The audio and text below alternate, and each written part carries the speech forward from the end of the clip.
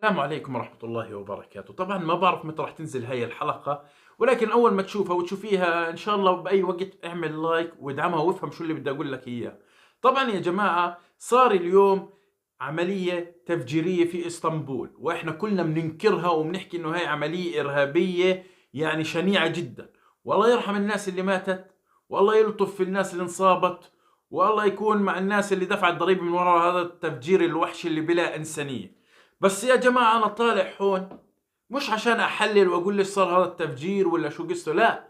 أنا طالع هون أقول أن الإسلام بريء من هذا الفعل، وأن المسلمين بريئين من هذا الفعل، وهذا مش من شيم الإسلام ولا المسلمين. طبعا كلكم راح تقولوا لي طب يا صقر ليش بتحكي هيك؟ ما هو الكل عارف إنه ملوش علاقة بالإسلام ولا بالمسلمين، وفيش حدا طلع يتبناه ولا. يا عم شوفوا لما كشفوا منفذة العملية اللي بلا إنسانية شو عاملة، شو بإيش مستترة بالحجاب، يعني الحجاب اللي أشرف منها.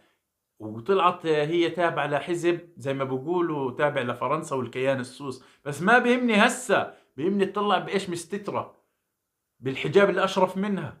لما يشوفوا الغربي بقول لك طلع الإسلام، طلع المسلمين، وإحنا براءة من هذا الإشي. انتم متخيلين يعني شو الصورة اللي بيحاولوا يوصلوها كل يوم وبعد يوم، بيحاولوا يشوهوا صورة الإسلام والمسلمين.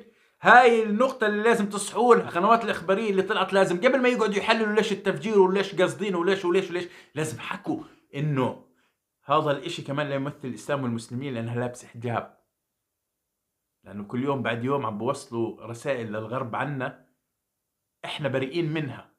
وأنا طالع أوصل هاي الرسالة أن الإسلام دين العدل والتسامح، ولا يعتدي على الناس الأبرياء ولا على حكي.